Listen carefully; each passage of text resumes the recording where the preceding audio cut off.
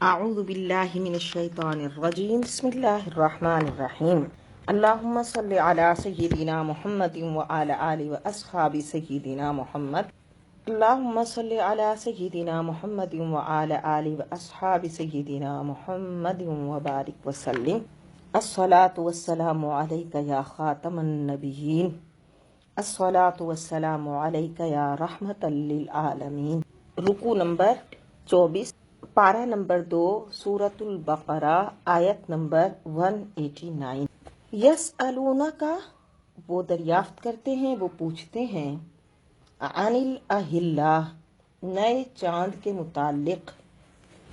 قل، آپ فرماؤ، ہیا وہ مواقیت، علامت ہے، للناسی، لوگوں کے لیے، والحج، اور حج کے لیے۔ جب یہ سوال ہوا آپ علیہ الصلاۃ والتسلیم سے کہ یہ چاند گھٹتا بڑھتا کیوں ہے، سورج کی طرح کیوں نہیں نکلتا، تو اس کے جواب میں اس کا فائدہ بتایا گیا، کیونکہ جو اس کا فائدہ تھا وہ زیادہ مفید تھا، تو یہ بتایا گیا کہ اس سے تم اپنی عبادات، لین دین کے وقت مقرر کر سکتے ہو۔ یہ گویا یعنی وقت دیکھنے کا آلہ ہے۔ یہ جواب زیادہ مفید تھا کہ اس کے فوائد بتا دیے جائیں۔ وَلَيْسَ الْبِرُّ، کچھ بھلائی نہیں، بِأَن تَأْتُوا، کہ آؤ، الْبُیُوتَ، گھروں میں، مِن ظُہُورِہَا، اس کے پیچھے سے، وَلَكِنَّ الْبِرَّ مَنِ اتَّقَىٰ، ہاں بھلائی تو پرہیزگاری ہے۔ اس کا شان نزول یہ ہے کہ کفار عرب احرام کی حالت میں گھر کے دروازے سے جانا گناہ سمجھتے تھے، اور جب انہیں گھر میں داخل ہونے کی ضرورت پڑتی تو دروازوں سے داخل نہ ہوتے، پیچھے سے راستہ بنا کر سوراخ کر کے پھر داخل ہوتے، اور اس کو بڑی نیکی سمجھتے تھے۔ تو اس کی تردید میں یہ آیت اتری، اور اس بات کی بھی یہ تردید ہو گئی کہ بہت سے جوہلا جو ہیں وہ لا یعنی چیزوں کو جو ثواب سمجھ کر کرتے ہیں تو اس میں کوئی فائدہ نہیں ہے۔ بیکار اور لغو کاموں کو ثواب کا ذریعہ جاننا احمقوں کا کام ہے۔ ثواب تو ہر اس جائز اور خیر کے کام پر ہے جو اچھی نیت سے کیا جائے۔ وَأْتُوا الْبُيُوتَ مِنْ أَبْوَابِهَا، گھروں میں دروازوں سے آؤ، یعنی یہ امر جائز ہے، اباحت کے لیے ہے۔ وَاتَّقُوا اللَّهَ، اور اللہ سے ڈرتے رہو، لَعَلَّكُمْ تُفْلِحُونَ، اس امید پر کہ فلاح پاؤ۔ وَقَاتِلُوا، اور لڑو، فی سبیل اللہ، اللہ کی راہ میں، الَّذِينَ، ان سے، يُقَاتِلُونَكُمْ، جو تم سے لڑتے ہیں، یعنی جو تم سے لڑتے ہیں تو پھر تم ان کو جواب دو اور ان سے لڑو۔ مقصد جہاد کیا ہو؟ حق کی سربلندی کے لیے ہو، نہ تو لوٹ مار کے لیے ہو، نہ وطنی یا نسلی عداوت کے لیے ہو، یا نہ دینی دشمنی کے لیے ہو، اور نہ ہی جو ہے وہ کسی ملک پر قبضہ کرنے کے لیے ہو، بلکہ صرف اور صرف حق کو بلند کرنے کے لیے، اللہ کے دین کو بلند کرنے کے لیے، پرچم حق کو بلند کرنے کے لیے ہو، اور لوگوں کو ظلم و ستم سے نجات دلانے کے لیے ہو۔ اور اس میں بھی پھر کیا ہو؟ وَلَا تَعْتَدُوا، زیادتی نہ کرو، إِنَّ اللَّهَ لَا يُحِبُّ الْمُعْتَدِينَ، اللہ دوست نہیں رکھتا زیادتی کرنے والوں کو۔ تو اس لیے اسلام کے جہاد میں عورتوں، معصوم بچوں، اپاہجوں، بوڑھوں، مزدوروں، راہبوں پر ظلم کرنے سے اور ہاتھ اٹھانے سے منع کیا گیا، پھلدار درختوں کو کاٹنے سے منع کیا گیا، جانوروں کو ہلاک کرنے سے منع کیا گیا۔ تو یہ وہ قوم ہے، اسلام وہ مذہب ہے جو جنگی قانون میں بھی عدل و انصاف کو ملحوظ رکھتا ہے، عبادت خانوں کے احترام کا حکم دیتا ہے، درس گاہوں کو نہیں ڈھانا، اسپتالوں کو نقصان نہیں پہنچانا۔ اس کا مطلب ہے کہ امن کا پیغام تو اسلام دیتا ہے۔ وہ لوگ جو پرامن شہریوں پر، آباد بستیوں پر، ننھے بچوں پر بم گراتے ہیں اور پھر بھی وہ امن کے علمبردار بنتے ہیں، تو وہ امن کے علمبردار نہیں، وہ تو ظالم ہیں۔ وَاقْتُلُوهُمْ حَيْثُ ثَقِفْتُمُوهُمْ، اور کافروں کو جہاں پاؤ مارو۔ अखरिजूहुम मिन हैसु अखरजूकुम, और उन्हें निकाल दो जहां से उन्होंने तुम्हें निकाला था। चुनाचे फतह मक्का के दिन जो लोग इस्लाम लाए वो मक्का में रहे, और जिन्होंने इस्लाम कबूल ना किया वो या तो कत्ल हुए जिससे अपने कत्ल वगैरह, या भाग गए, या जिन्होंने पनाह ले ली थी उनको पनाह की इजाजत मिल गई। और उन्होंने जिस तरह तुम्हें निकाला था, यानी मस्जिद हराम से मुराद काबा मुअज्जमा है कि वहां से उन्होंने तुम्हें निकाला था, तो अब वहां से मुशरिकीन भी निकल जाएंगे। वल फितनतु अशद्दु मिनल कत्ल, और उनका फसाद, उनका फितना कत्ल से भी सख्त तर है। फितना क्या है? जब सुनार मैल निकालने के लिए सोने को पिघलाता है तो अरब कहते हैं फतन ज़हबा, और कसौटी को भी फताना कहते हैं। इसका माना होता है सख्त आजमाइश, और सब आजमाइशों से बढ़कर वो आजमाइश है जो दीन के लिए हो। तो अल्लाह ताला फरमाता है वल फितनतु अशद्दु मिनल कत्ल, कि किसी को उसके हक दीन से हटाने के लिए साजिशें करना, उस पर जुल्म करना और उसके साथ ज्यादती करना, ये फितना है। वला तुकातिलूहुम इंदल मस्जिदिल हराम, ना जंग करो उनसे मस्जिद हराम के करीब, हत्ता युकातिलूकुम फीही, यहाँ तक कि वो तुमसे खुद वहां जंग करें। जब सुलह हुदैबिया के मुआहदे के बाद मुसलमान काबे की जियारत को जाने लगे तो उनके दिल में ख्याल हुआ कि अगर कुफ्फार ने हमला कर दिया, हम तो हालत एहराम में भी होंगे और हुदूद हरम में भी होंगे, तो उनसे जंग कैसे करेंगे? तो अल्लाह ताला ने इरशाद फरमाया कि अगर वो जंग पर आमादा हो जाएं तो फिर काबे का मालिक तुम्हें इजाजत देता है कि तुम भी अपने दुश्मन को जहां पाओ कत्ल करो, ख्वाह वो फिर मस्जिद हराम के करीब क्यों ना हो। फ़इन क़ातलूकुम, सो अगर वो तुमसे लड़ें, फ़क़्तुलूहुम, तो फिर तुम भी उन्हें कत्ल करो। कज़ालिका जज़ाउल काफ़िरीन, इसी तरह जज़ा है, यही सज़ा है काफिरों की। तो पता चला कि कौमी और दीनी दुश्मनों से बदला लेना जरूरी है। फ़इन क़ातलूकुम फ़क़्तुलूहुम, अगर वो तुमसे लड़े तुम भी उनसे लड़ो। तो दीनी और कौमी दुश्मनों को माफ नहीं किया जाएगा। दीनी और कौमी दुश्मनों के साथ कोई रियायत नहीं की जाएगी। हाँ, अपने जाती दुश्मनों को माफ कर देने का हुक्म है, लेकिन दीनी दुश्मनों को या कौमी दुश्मनों को अगर माफ कर दिया तो गोया तुमने अपने कौम या दीन को बर्बाद कर दिया। और आज यही वजह है जो इतनी बर्बादी आ गई है, इसकी यही वजह है कि कौमी और दीनी दुश्मनों को, हुजूर अक़दस सल्लल्लाहु अलैहि वसल्लम की गुस्ताखी करने वालों को या फिर मुल्क व कौम से गद्दारी करने वालों को माफ कर दिया जाता है, और जाती दुश्मनी की बिना पर ऐसा बदला लिया जाता है कि नस्लें तबाह कर दी जाती हैं।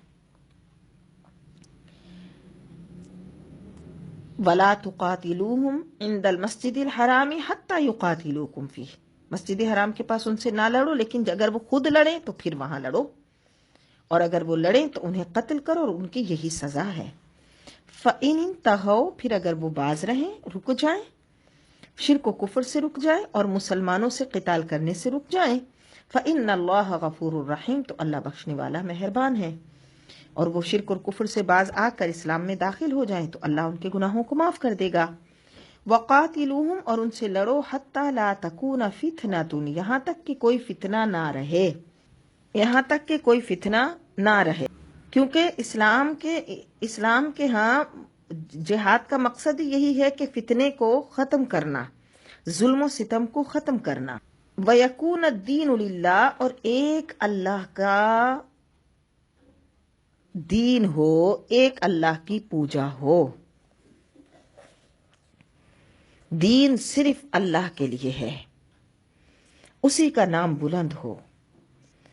फ़इन इंतहो, फिर अगर वो बाज आ जाएं, फला उदवाना, तो ज्यादती नहीं, इल्ला अला ज़ालिमीन, मगर जालिमों पर, फिर कोई ज्यादती नहीं है, फिर उनसे कुछ हुक्म यानी नहीं है कि उनके साथ लड़ा जाए। अशहरुल हरामु बिशहरिल हरामी, माह हराम के बदले माह हराम है।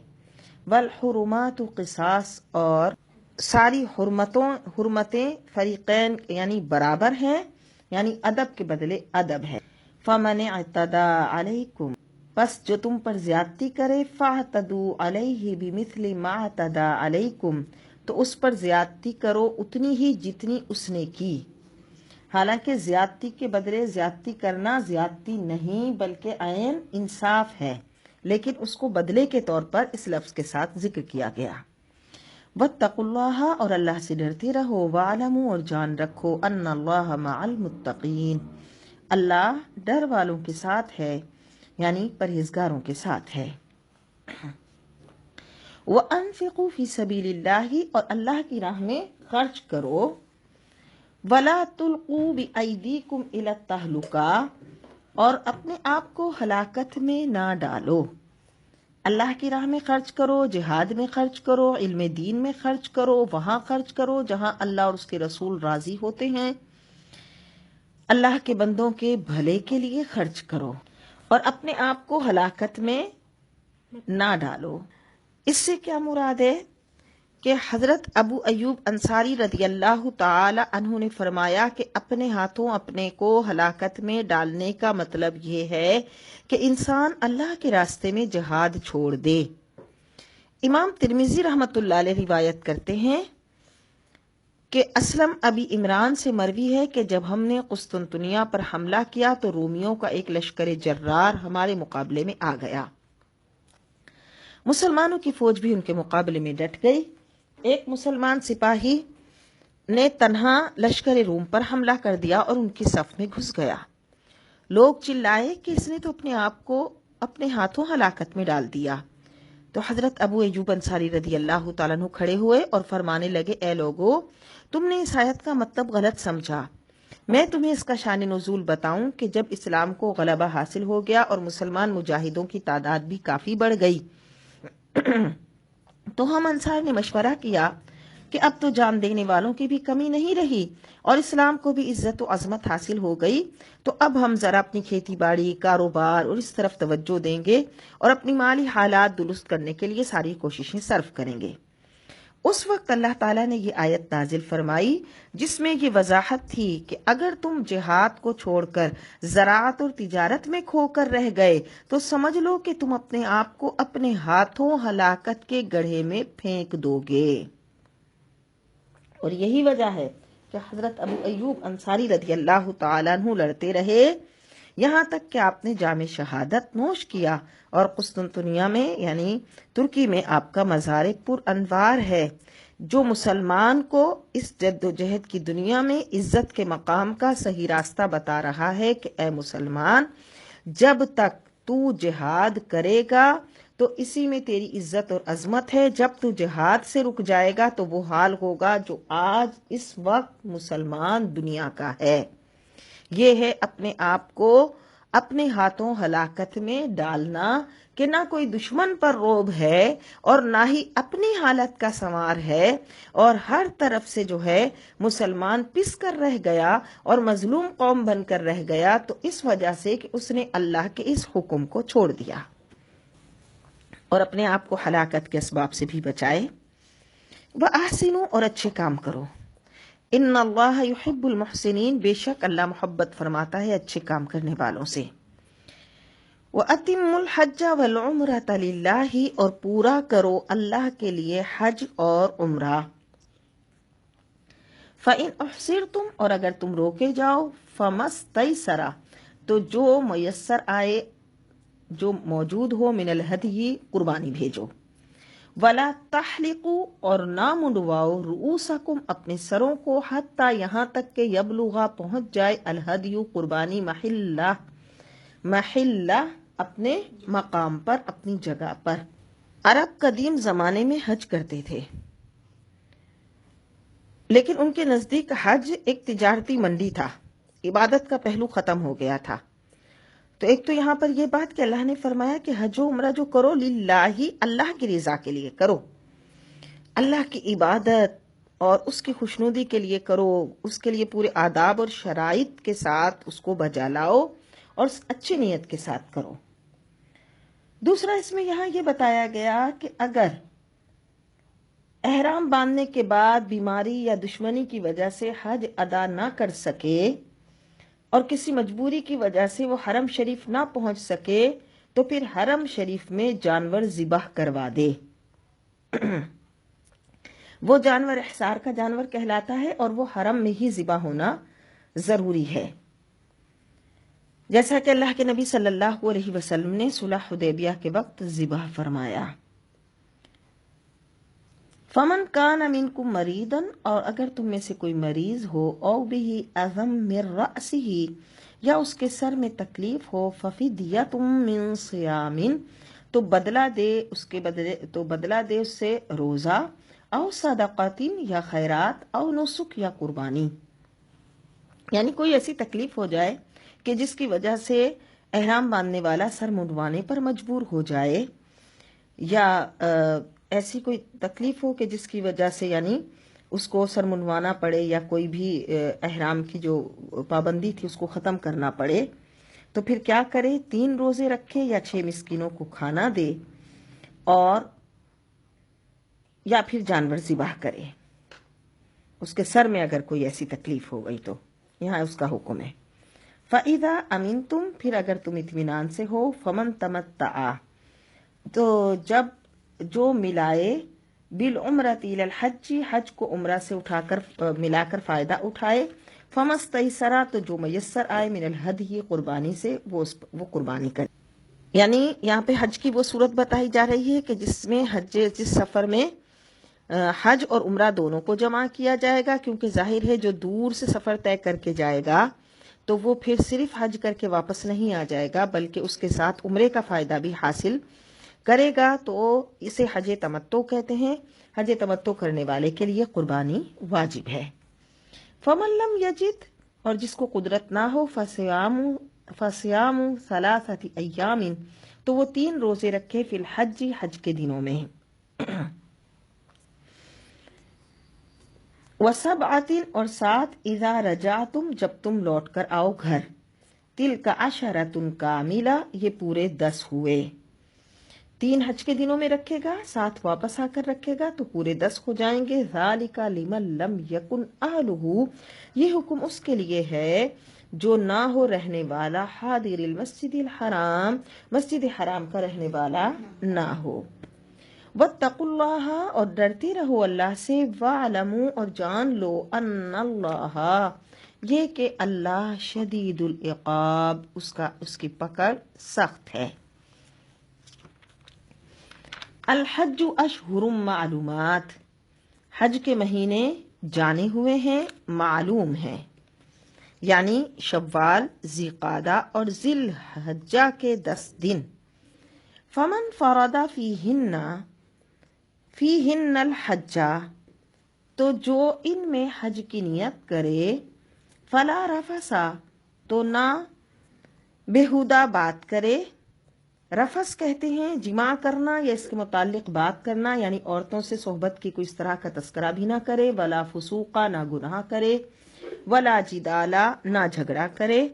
اور فسوق کہتے ہیں تمام چھوٹے بڑے ظاہری پوشیدہ گناہ کو، ولا جدالا، نہ جھگڑا کرے۔ جھگڑا ان تمام چیزوں سے روک دیا گیا تاکہ حج کا حقیقی مقصد حاصل ہو جائے اور تربیت نفس ہو۔ فی الحج، حج میں، وما تفعلوا، تو جو تم کرو، من خیر، بھلائی، یعلمہ اللہ، اللہ اسے جانتا ہے۔ وتزودوا، اور توشہ ساتھ لو، زاد راہ ساتھ لو، فإن خیر الزاد التقوی، سب سے بہتر زاد راہ تقوی ہے۔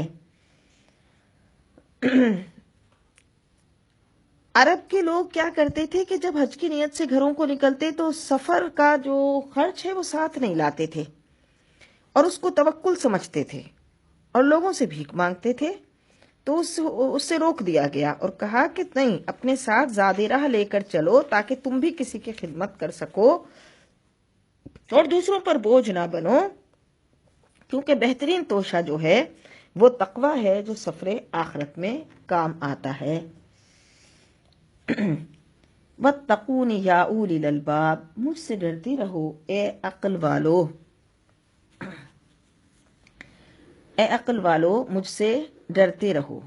معلوم ہوا کہ عقل وہی ہے جو اللہ سے خوف پیدا کرے۔ جس عقل سے صرف دنیا بنے، لباس کی ڈیزائننگ ہو، دنیا کی آرائش ہو، صرف اور صرف دنیا بنے، وہ عقل نہیں ہے۔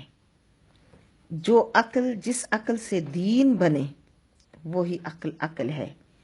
ابو جہل بے عقل تھا اور حضرت بلال عقل مند تھے۔ لیس علیکم جناح، تم پر کچھ گناہ نہیں، ان تبتغوا کہ تلاش کرو، فضلا من ربکم، اپنے رب کا فضل، اپنے رب کا فضل تلاش کرو۔ یعنی اگر حج میں کوئی ایسی تجارت کی کہ جس سے حج میں کوئی فرق نہیں پڑتا اور اس سے کوئی دنیاوی فائدہ حاصل کیا تو کوئی حرج نہیں۔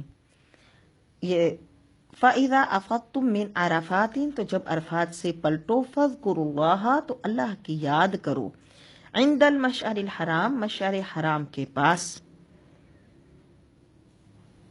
وَاذْكُرُوهُ، اور اس کا ذکر کرو، کما ہداکم، جیسا اس نے تمہیں ہدایت فرمائی، وَإِن كُنتُم مِّن قَبْلِهِ، اور بے شک اس سے پہلے تم لَمِنَ الضَّالِّينَ، بہکے ہوئے تھے۔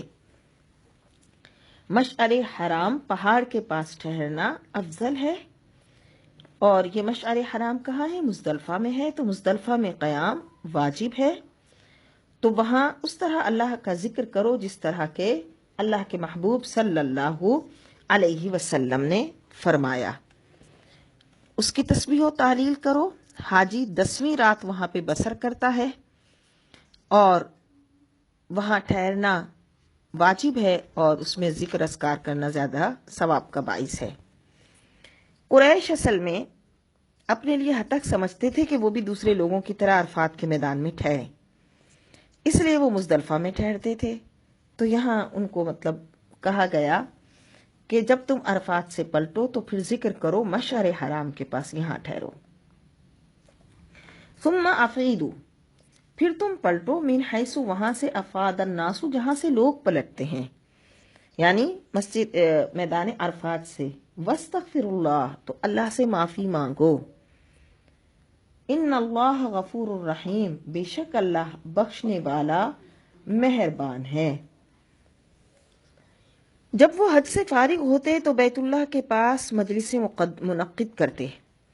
اللہ نے فرمایا کہ اللہ سے معافی مانگو، فَإِذَا قَضَيْتُم مَنَاسِكَكُمْ، اور جب تم پورے کر چکو حج کے ارکان، فَاذْكُرُوا اللَّهَ، تو ذکر کرو اللہ کا، ذکرکم آباءکم، جیسے اپنے باپ دادا کا ذکر کرتے تھے، او اشد ذکرا، یا اس سے بھی زیادہ، فَمِنَ النَّاسِ، اور کوئی آدمی، من یقول، کہتا ہے، ربنا آتنا فی الدنیا، اے رب ہمیں دے دنیا میں، وما لہو فی الآخرۃ، اور آخرت میں نہیں ہے اس کا، من خلاق، کوئی حصہ، ومنہم من یقول، اور ان میں سے کوئی یوں کہتا ہے، ربنا آتنا فی الدنیا حسنہ، اے اللہ ہمیں دنیا میں بھلائی دے، وفی الآخرۃ حسنہ، اور آخرت میں بھلائی دے، وقنا عذاب النار، اور ہمیں دوزخ کی آگ سے بچا۔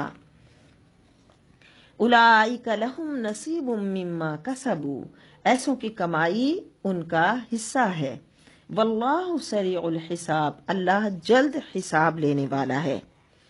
اب ان کی ایک اور جاہلانہ رسم کو ختم کیا جا رہا ہے کہ جب یہ حج سے فارغ ہوتے تو یہ اپنے باپ دادا کی تعریفوں کے پل باندھا کرتے اور خوب اپنے آبا کا ذکر کرتے۔ تو یہاں حکم دیا جا رہا ہے کہ اس وقت تم اپنے آبا کا ذکر کرنے کے بجائے اللہ کا ذکر کرو۔ اور یہ بھی بتایا گیا کہ مومن جب اللہ سے سوال کرتا ہے تو دنیا اور آخرت دونوں کا کرتا ہے، کیونکہ وہ صرف دنیاوی منافع پر اکتفا نہیں کرتا بلکہ اس کے پیش نظر آخرت بھی ہوتی ہے۔ اس لیے دنیا میں بھی عافیت طلب کرے اور آخرت کے لیے بھی خیر مانگے، اور جو اس نے کیا سب کے لیے وہی حصہ ہے جو انہوں نے کمایا، یعنی جو نیک عمل کیا۔ وَاذْكُرُوا اللَّهَ، اور یاد کرو اللہ کی، فی ایام معدودات، گنے ہوئے دنوں میں، یعنی ایام تشریق میں۔ مینا میں جب ٹھہرو تو اللہ کا ذکر کرو۔ ذکر اللہ سے مراد اللہ کی عبادت، تکبیر کہنا اور ذکر و اذکار کرنا ہے۔ اور آج ہم دیکھتے ہیں کہ جب لوگ مینا میں ٹھہرتے ہیں تو وہ دنیا کی باتیں کرتے ہیں۔ ومن تأخر، اور جو رہ جائے، فلا اثم علیہ، تو اس پر کوئی گناہ نہیں، لمن اتقی، اس کے لیے جو پرہیزگار ہو۔ واتقوا اللہ، اور ڈرتے رہو اللہ سے، وَاعْلَمُوا، اور جان لو، انکم الیہ تحشرون، کہ تمہیں اسی کی طرف اٹھنا ہے۔ وَمِنَ النَّاسِ، اور بعض آدمی، مَن يُعْجِبُکَ،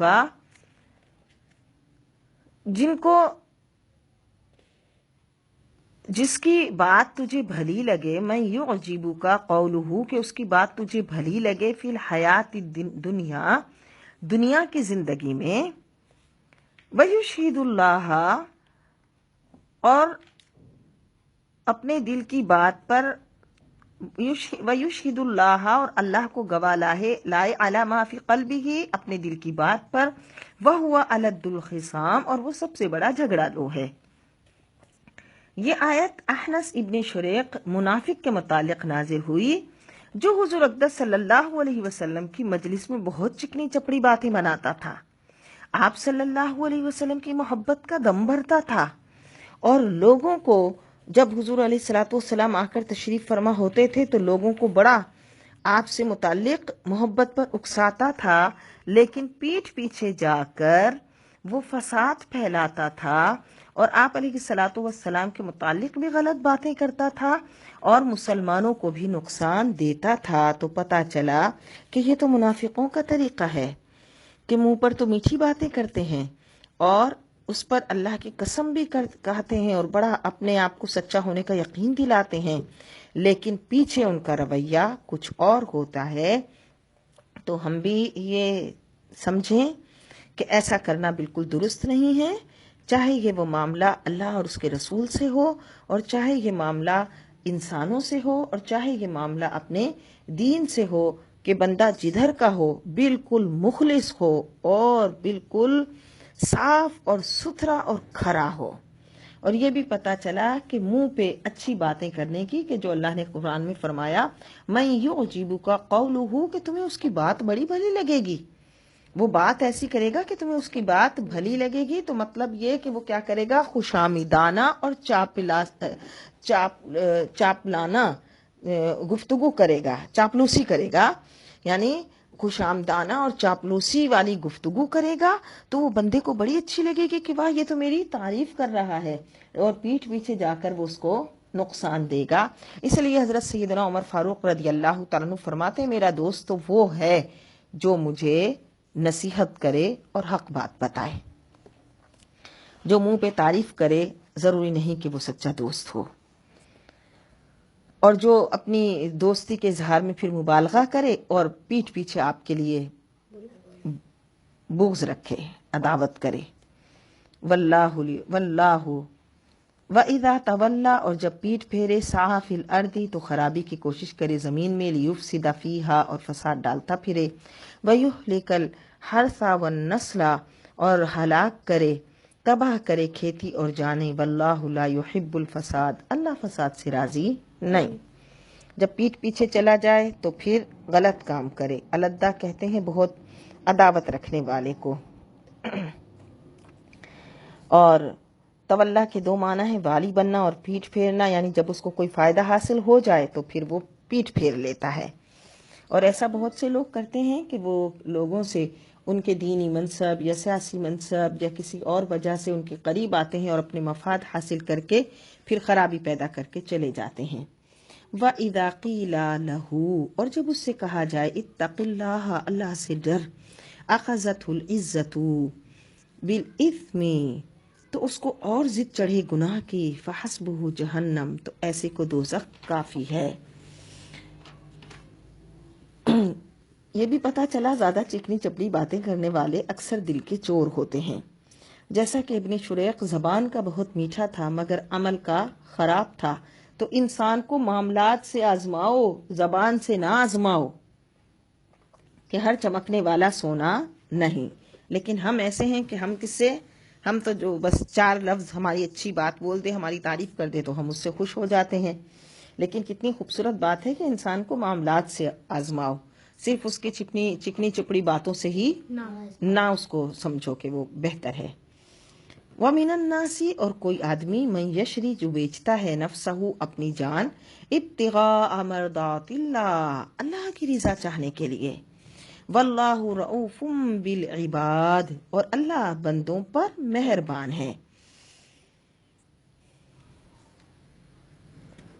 یہ آیت حضرت صہیب ابن سنان رومی رضی اللہ تعالیٰ عنہ کے حق میں نازل ہوئی، جو مکہ مکرمہ سے ہجرت کرتے ہوئے راستے میں مشرکین کے گھیرے میں آ گئے اور اپنے سارے مال کا پتہ مشرکوں کو بتایا اور ان سے اپنی جان چھڑوائی اور مدینہ المنورہ پہنچ گئے. تو ان کی نیکیوں کی قبولیت قرآن میں آ گئی کہ انہوں نے اللہ کی مرضی چاہنے کے لیے اپنا سب کچھ دے دیا. یا ایھا الذین آمنو اے ایمان والو ادخلوا فی السلم کافہ پورے داخل ہو جاؤ اسلام میں. ولا تتبعوا نہ چلو خطوات الشیطان شیطان کے قدموں پر. انہ لکم عدو مبین بے شک وہ تمہارا کھلا دشمن ہے. سیدنا عبداللہ بن سلام یہود کے سردار تھے اور ان کے دین میں اونٹ کا گوشت حرام تھا. تو اسلام لانے کے بعد آپ نے اونٹ کے گوشت سے پرہیز کیا کہ اسلام میں بھی اس کا کھانا فرض تو نہیں ہے لیکن یہودیت میں تو حرام ہے، تو لہٰذا اگر نہ کھایا تو کوئی گناہ نہیں. تو اس پر یہ آیت کریمہ اتاری کہ جس میں بتایا کہ اسلام میں آ کر دوسرے دین کی رعایت کرنا ٹھیک نہیں.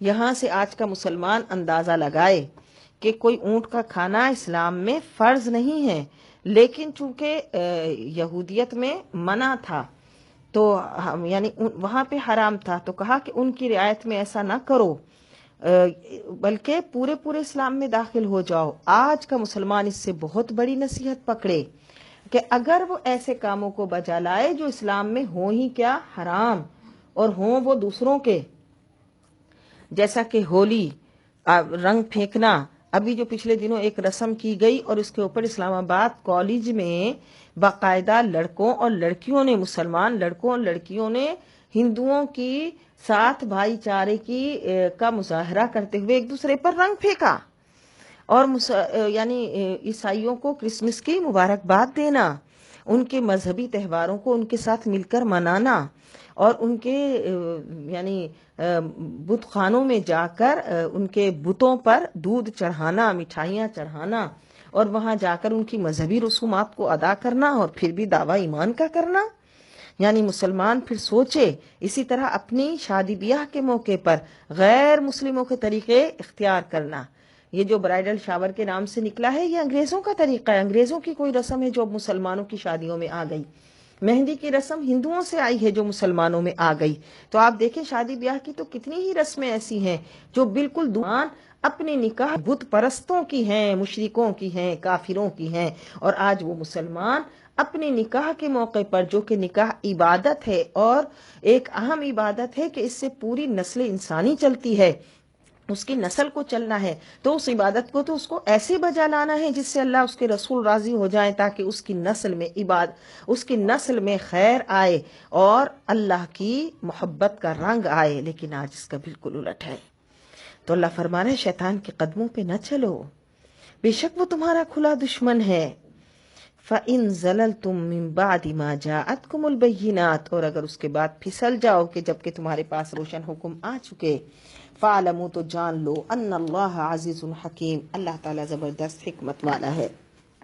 هَلْ يَنظُرُونَ کس بات کے انتظار میں ہیں، الا مگر یہی کہ ان یاتیہم اللہ کہ آئے ان پر اللہ کا عذاب، فی ظلال من الغمام چھائے ہوئے بادلوں میں، والملائکۃ اور فرشتے اتریں، وقضی الامر اور کام ہو چکے، وإلی اللہ ترجع الامور اور سب کاموں کی رجوع اللہ ہی کی طرف ہے، سب کاموں کی رجوع اللہ ہی کی طرف ہے. سل پوچھو بنی اسرائیل سے، کم آتیناہم کتنی ہم نے دی انہیں من آیات بینات روشن نشانیاں، ومن یبدل اور جو بدلے نعمت اللہ اللہ کی نعمت کو من بعد ما جاءتہ جب کہ اس کے پاس آ گئی فإن اللہ شدید العقاب تو بے شک اللہ کا عذاب سخت ہے۔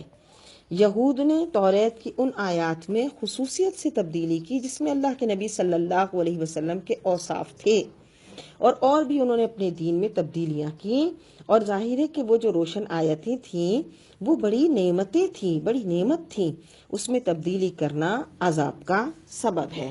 زینا آراستہ کی گئی ہے للذین کفروا کافروں کے لیے الحیات الدنیا دنیا کی زندگی، وَيَسْخَرُونَ وہ ہنستے ہیں من الذین آمنوا ایمان والوں پر، والذین اتقوا اور ڈر والے، فوقہم ان سے اوپر ہوں گے یوم القیامتی قیامت کے دن، واللہ اور قیامت کے دن متقیوں کی عزت کا ظہور ہوگا، وہ جنت میں ہوں گے، اور قیامت کے دن آج کافر اپنی دولت کو ہوگا وہ جنت میں ہوں گے اور کفار دوزخ میں ہوں گے۔ آج کافر اپنی دولت کو، ساز و سامان کو، دنیاوی ترقی کو دیکھ کر مسلمانوں کو حقیر جانتا ہے، تو بتایا جا رہا ہے کہ رزق کی کمی کوئی نجات کا معیار نہیں ہے۔ قیامت کے دن یہی لوگ بلند ہوں گے بشرط یہ کہ متقی ہوں۔ کان الناس امتا واحدتا لوگ ایک دین پر تھے، فبعث اللہ تو اللہ نے بھیجے النبیین انبیاء، مبشرین خوشخبری دیتے، ومنذرین اور ڈر سناتے، وانزل معہم الکتاب اور ان کے ساتھ سچی کتاب اتاری، لیحکم بین الناس کہ تاکہ فیصلہ کر دے لوگوں کے درمیان فیما اختلفوا جس میں وہ اختلاف کرتے تھے۔ یعنی اللہ رب العزت نے انبیاء پر کتاب اتاری، اور جو کتاب اتاری وہ تو اس لیے تھی کہ تاکہ ان میں اتحاد پیدا ہو، تاکہ ان میں اتحاد پیدا ہو۔ دیکھیے جیسے یہود اور عیسائیوں کے پاس کتاب ہے، وہ اہل کتاب ہے، تو ان کی کتابوں میں ہمارے نبی صلی اللہ علیہ وسلم کی تشریف آوری کا ذکر ہے، تو اگر وہ اپنی کتابوں پر ایمان لائیں اور ہمارے آقا و مولا صلی اللہ علیہ وسلم پر ایمان لے آئیں تو سارے فتنے ختم ہو جائیں۔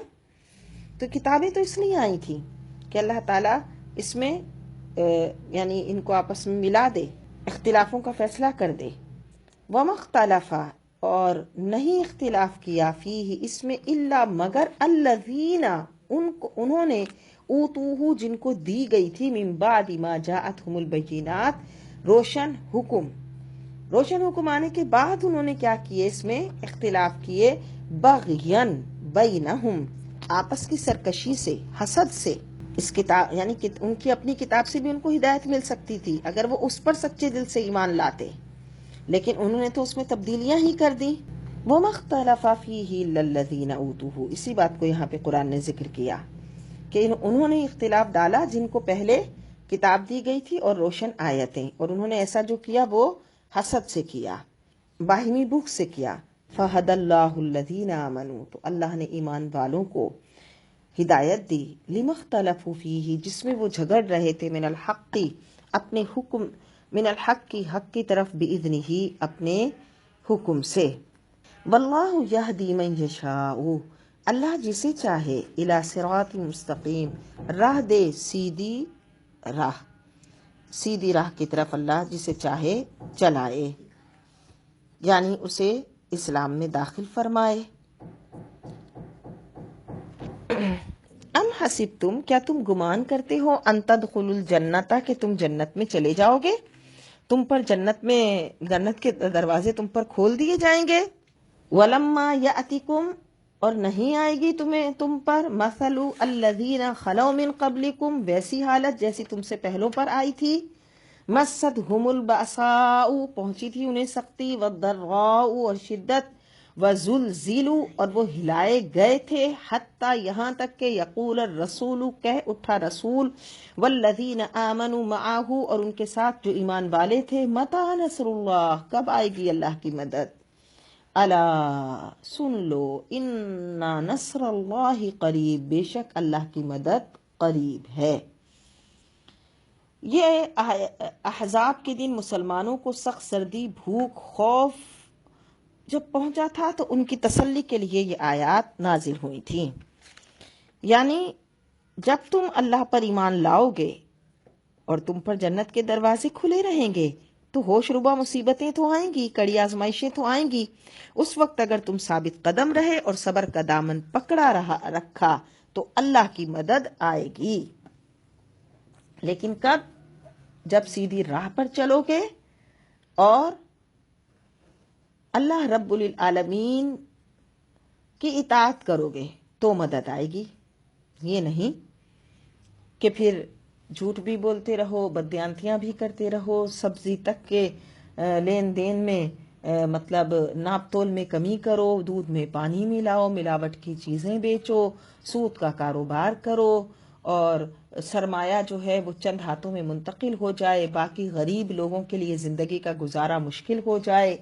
کتنے ایسے لوگ ہوں جن کو اپنا پیٹ بھرنے کے لیے مسائل کا سامنا ہو، اور کتنے ایسے لوگ ہوں جو اپنی دولت کو اسراف اور فضول خرچی میں خرچ کریں اور پھر انہیں غریبوں کا خیال نہ ہو اور ایک بے ڈھنگا نظام ہو. اس کے بعد بھی تم کہو کہ اللہ کی مدد آئے گی، تو ایسا نہیں ہے. اللہ کی مدد تو انہی لوگوں کے لیے آتی ہے جو اللہ کی اطاعت و فرما برداری کرتے ہیں.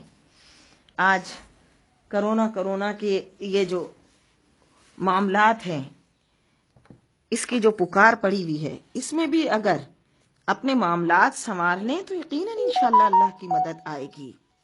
یسألونہ کا آپ سے پوچھتے ہیں ماذا ینفقون کہ وہ کیا خرچ کریں. قل فرماؤ ما انفقتم من خیرین جو تم خرچ کرو نیکی میں، فللوالدین والدین کے لیے، والاقربین قریبی رشتہ داروں کے لیے، والیتامى والمساکین یتیم اور مسکینوں کے لیے، وابن السبیل اور راہ گیروں کے لیے.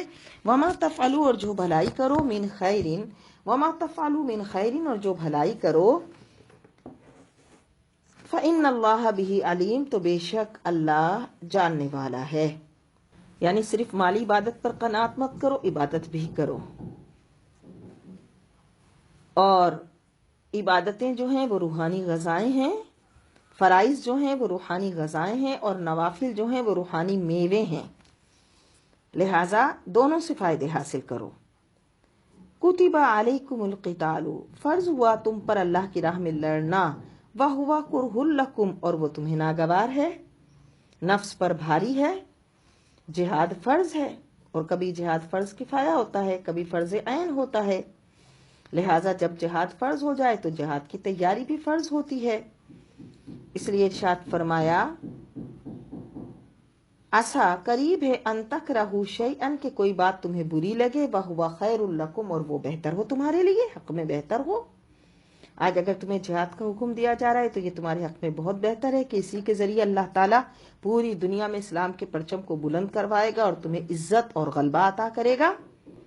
وعسیٰ اور قریب ہے ان تکرہوا کہ تمہیں بری لگے، شیئا کوئی بات، وہو خیر لکم اور وہ تمہارے حق میں بہتر ہو. وعسیٰ اور قریب ہے ان تحبوا شیئا کہ تمہیں کوئی بات پسند آئے، وہو شر لکم اور وہ تمہارے حق میں بری ہو. واللہ یعلم وانتم لا تعلمون اللہ جانتا ہے تم نہیں جانتے. کتنی خوبصورت آیت ہے، سارے ٹینشن کو دور کرنے کی، ساری اس بے قراری کو ختم کرنے کی کہ بندہ بولے مجھے یہ ملا تو یہ نہ ملا، یہ ملے تو یہ نہ ملے، یہ میرے لیے اچھا ہے وہ اس کے لیے اچھا ہے. فرمایا نہیں، جس کو تو برا سمجھ رہا ہے کیا پتا وہی تیرے لیے اچھی ہو. اللہ جانتا ہے تم نہیں جانتے. انسان دنیاوی مصائب اور دعا قبول نہ ہونے پر کبھی کیسے اپنی حالت بنا لیتا ہے. مریض میٹھی دوا مانگتا ہے مگر طبیب کڑوی پلاتا ہے، تو وہی جانتا ہے. واللہ یعلم وانتم لا تعلمون یسألونک آپ سے پوچھتے ہیں عن الشہر الحرامی ماہ حرام حرمت والے مہینوں میں، قتال فیہ لڑنے کا حکم.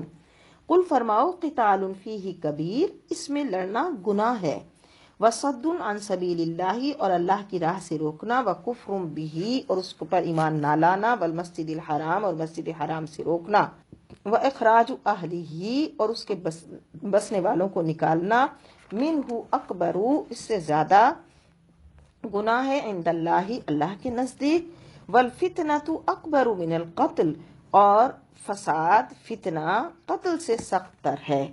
دیکھیں ابھی آج ہی کے ہمارے سبق میں وہاں آیا الفتنۃ اشد من القتل اور یہاں آیا الفتنۃ اکبر من القتل. یعنی فتنہ جو ہے وہ کتنا بری چیز ہے کہ جس کو قتل سے سختر بھی کہا گیا اور قتل سے بڑا بھی کہا گیا۔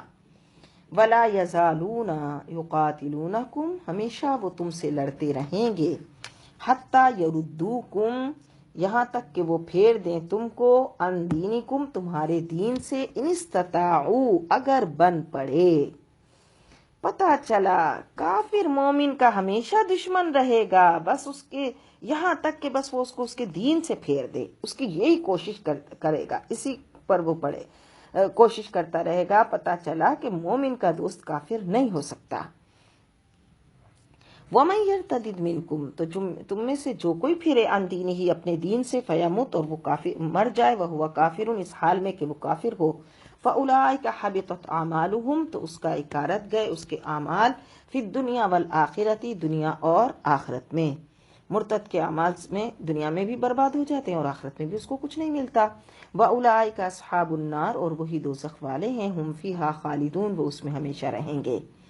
ان الذین آمنوا، بے شک جو ایمان لائے، والذین ہاجروا، اور جنہوں نے چھوڑا یعنی اپنا ہجرت کی، وجاہدوا، اور لڑے، فی سبیل اللہ، اللہ کی راہ میں، اولئک یرجون رحمت اللہ، وہ رحمت الہی کے حقدار ہیں، امیدوار ہیں، یعنی وہ اللہ کی رحمت پہ بھروسہ کرنے والے ہیں، کیونکہ انہیں پتہ ہے اصلی بخشش تو رحمت الہی سے ہوگی۔ لیکن نیک اعمال کر کے اللہ کی رحمت پہ بھروسہ کرے، یہ نہیں کہ نیک اعمال کیے بغیر کہے کہ میں بخش دیا جاؤں گا۔ اس آیت کریمہ سے یہ بھی پتہ چلا۔ واللہ غفور الرحیم، اللہ بخشنے والا مہربان ہے۔ یسألونک، آپ سے پوچھتے ہیں، عن الخمر والمیسر، شراب اور جوئے کا حکم۔ حضرت فاروق اعظم اور حضرت معاذ رضی اللہ تعالیٰ عنہما نے عرض کی، یا رسول اللہ، ہمیں شراب کے متعلق حکم دیجئے کہ یہ تو عقل کو زائل کرنے والی ہے، مال کو ضائع کرنے والی ہے۔ تو یہ آیت کریمہ نازل ہوئی۔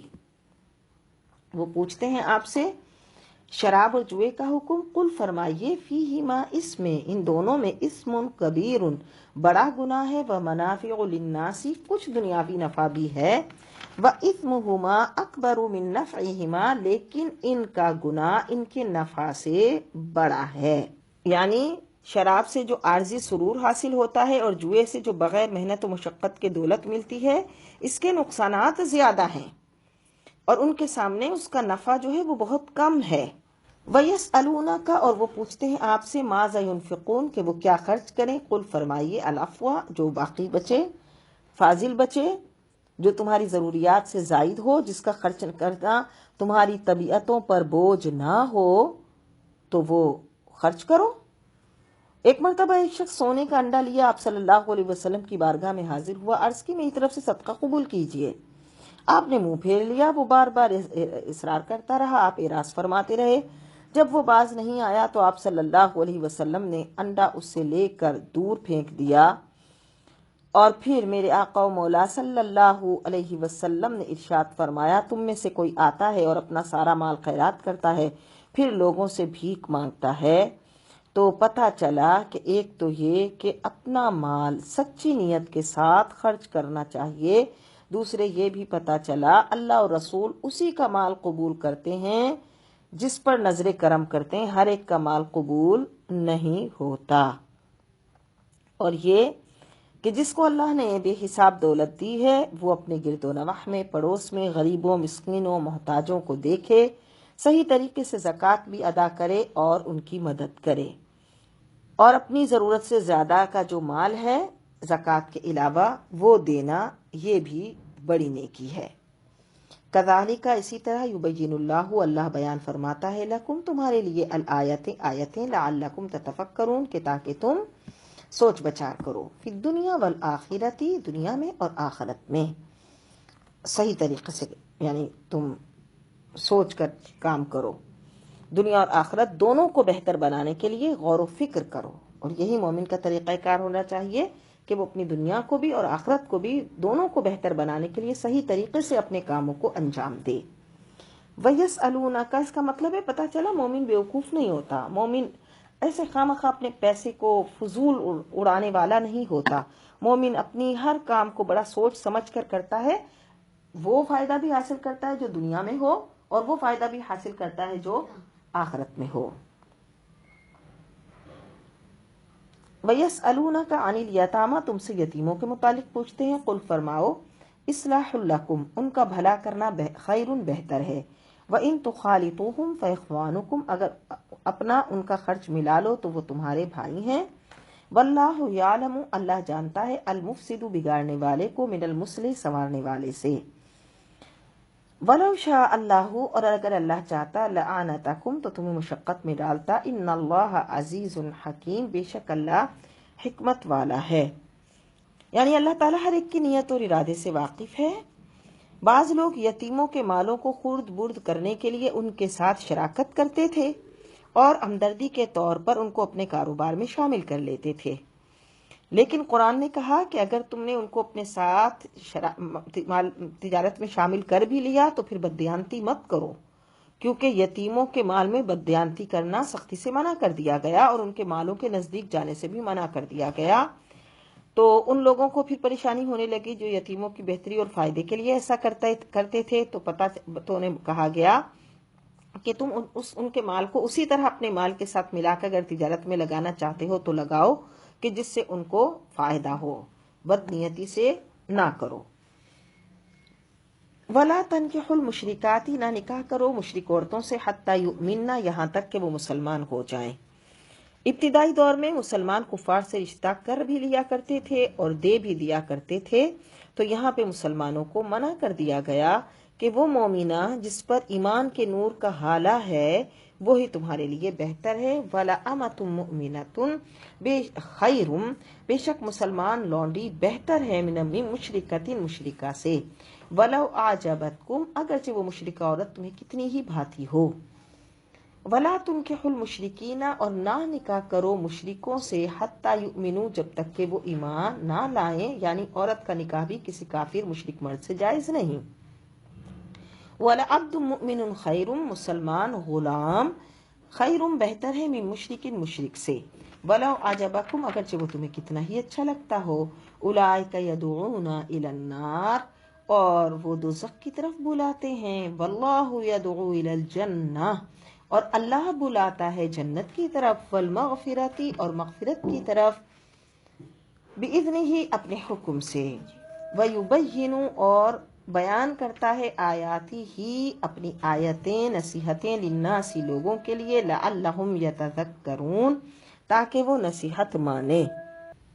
یعنی اللہ رب العزت تمہیں جنت کی طرف بلاتا ہے، اور کفار کی صحبت مسلمان کو جائز نہیں کیونکہ وہ دوزخ کی طرف بلاتے ہیں، اور اللہ کے احکام بہت سی حکمتوں پر مبنی ہیں، ہمیں اس کی خبر نہیں، وہ اس کے احکام ہمیں جنت کی طرف لے جاتے ہیں۔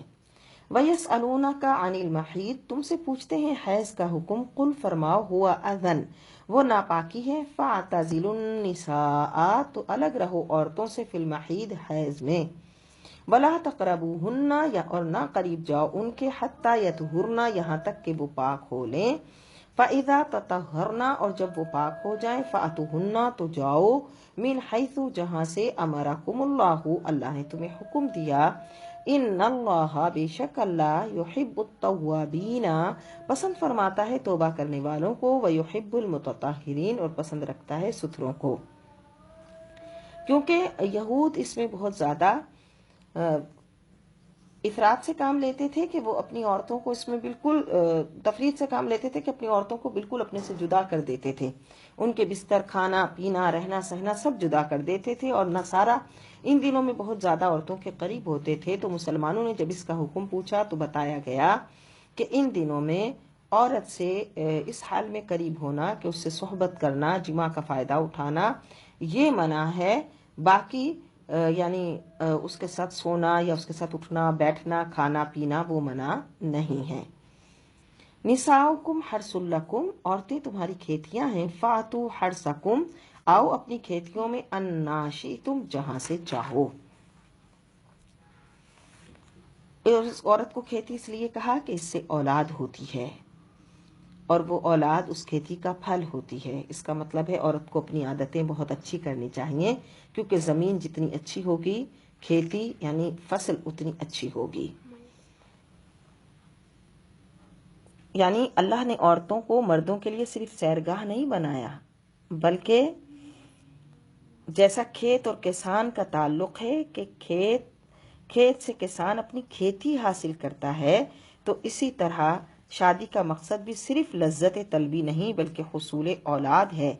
اس لیے وہ کھیتی، وہ زمین ایسی منتخب کرو، بیوی ایسی منتخب کرو جو نیک اور پاک باز ہو، کیونکہ ردی زمین میں اگر بیج بو گے تو اچھی کھیتی کیسے حاصل کرو گے؟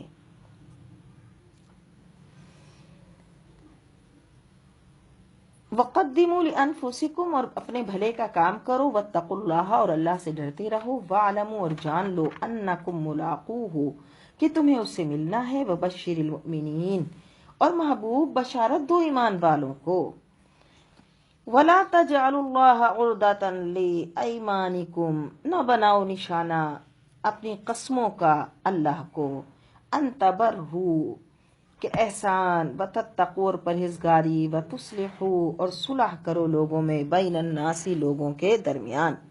یعنی بعض نادان قسم اٹھا لیا کرتے تھے کہ وہ ماں باپ سے نہیں بولیں گے، اپنے بھائی سے قطع تعلق کریں گے، جھوٹی گواہی دیتے تھے، تو فرمایا کہ نیکی نہ کرنے پر اللہ کے نام کی قسمیں مت اٹھاؤ۔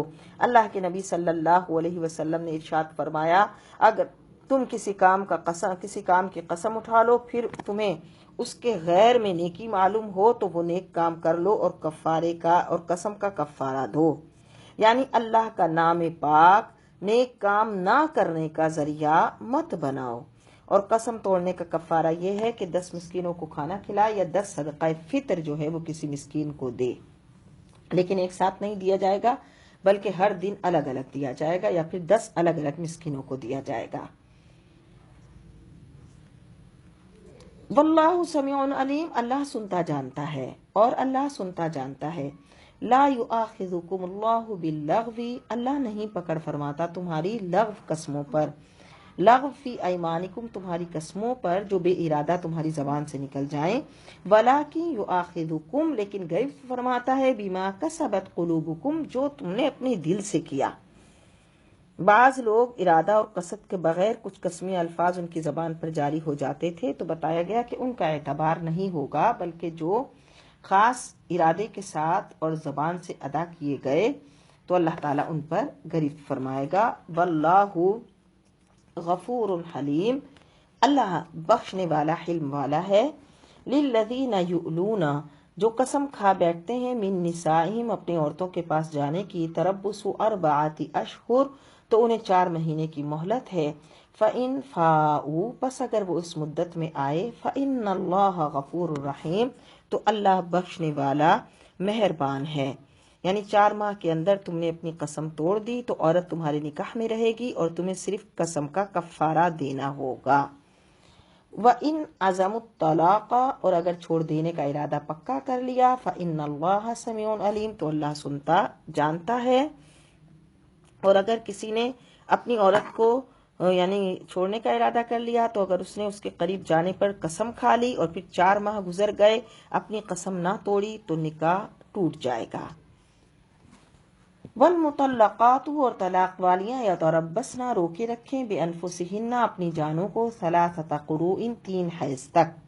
یہاں پر طلاق والی عورت کی عدت بتائی گئی کہ طلاق والی عورت کی عدت، اگر شوہر نے اپنی بیوی کو طلاق دے دی تو پھر وہ فوراً اٹھ کر دوسرے شخص سے جا کر نکاح نہیں کرے گی۔ یہ یہود کے ہاں تھا کہ وہ ایسا کرتے تھے، لیکن مسلمان عورت کو حکم دیا گیا کہ وہ 3 حیض گزارنے تک صبر کرے گی۔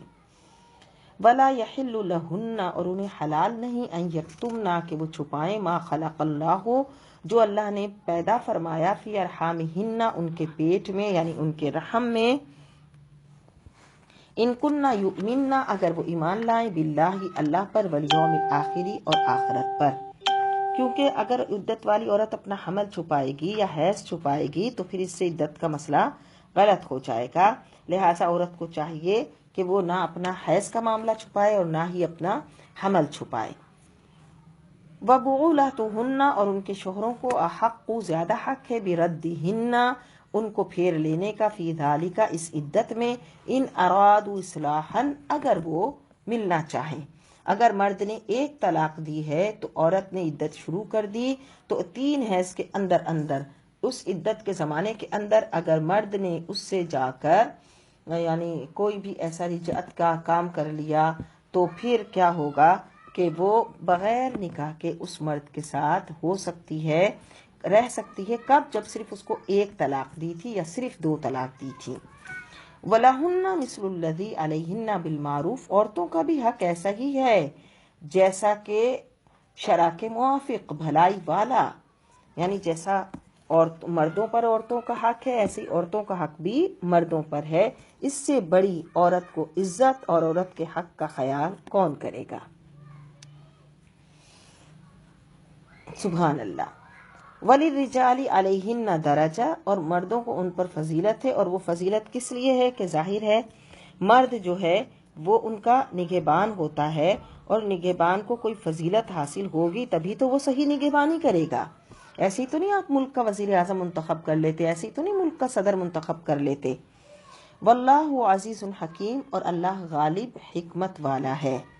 الطلاق مرتان، یہ طلاق 2 بار تک ہے، یعنی یہ طلاق جس میں رجوع ہے یہ 2 بار تک ہے، کیونکہ عرب میں تو رواج تھا کہ شوہر اپنی بیوی کو کئی بار طلاق دے دیتا تھا اور پھر بار بار رجوع کرتا تھا، لیکن یہاں اسلام نے اتنا رحم کیا مسلمانوں پر کہ ان کے لیے حد مقرر کر دی۔ فَإِمْسَاكُمْ بِمَعْرُوفٍ، پھر بھلائی کے ساتھ روکنا ہے، اور تسریحٌ بِإِحسان، یا اچھے سلوک کے ساتھ چھوڑ دینا ہے۔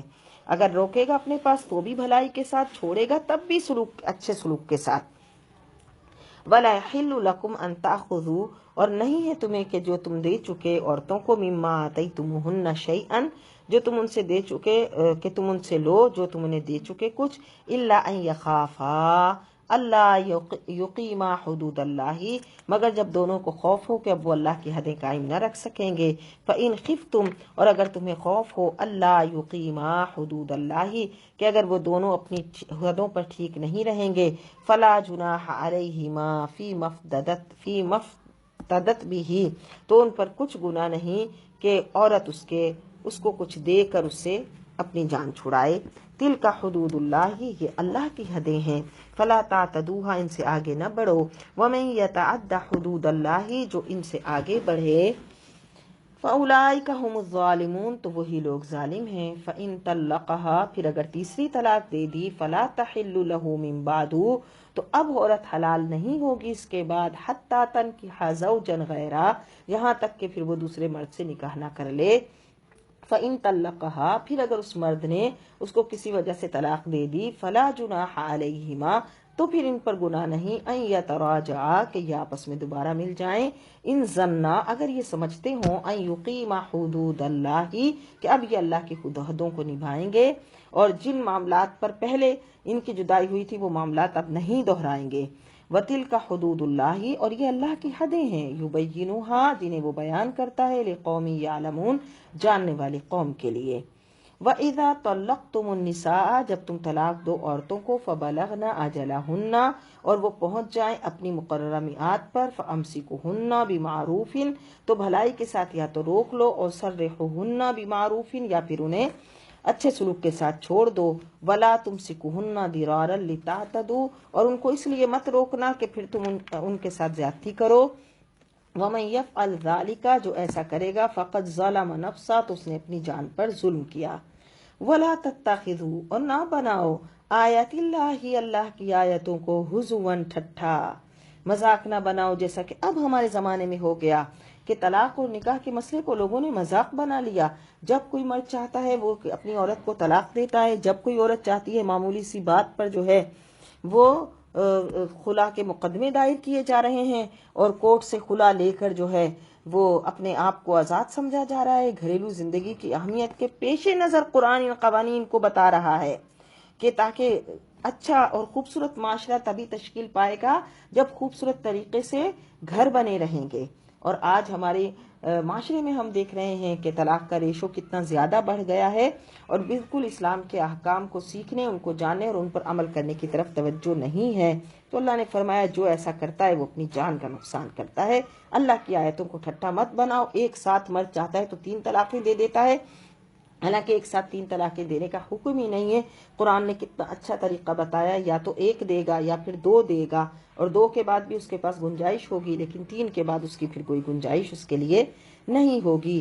وَاذْكُرُوا نِعْمَةَ اللَّهِ عَلَيْكُمْ، یاد کرو اللہ کا احسان جو ہے تم پر، وَمَا أَنزَلَ عَلَيْكُمْ مِنَ الْكِتَابِ، اور وہ جو تم پر کتاب اتاری، وَالْحِكْمَةِ، حکمت، یعظکم بِہِ، تمہیں نصیحت دینے کے لیے، واتقوا اللہ، اور ڈرو اللہ سے، وَاعْلَمُوا، اور جان لو، ان اللہ بکل شیء علیم، بے شک اللہ سب کچھ جانتا ہے، بے شک اللہ سب کچھ جانتا ہے۔ تو کتنے خوبصورت یہ احکام جو اسلام نے بتائے، اور منع کیا کہ تم اللہ کی آیتوں کا، اللہ کے احکام کا مذاق مت اڑاؤ، بلکہ یہ اللہ کے احکام، یہ قرآن کی جو کتاب ہدایت تمہیں عطا فرمائی گئی، اس نعمت عظمیٰ کو اپنے پاس رکھو، اس کی شکر گزاری کے لیے اس کا حق ادا کرو، اور اس میں بتائے گئے احکام پر عمل کرو، کہ بے شک اللہ تعالیٰ سب سے زیادہ جاننے والا ہے، جس نے تمہارے لیے اتنے پیارے احکام اتارے۔ وآخر دعوانا الحمد للہ رب العالمین۔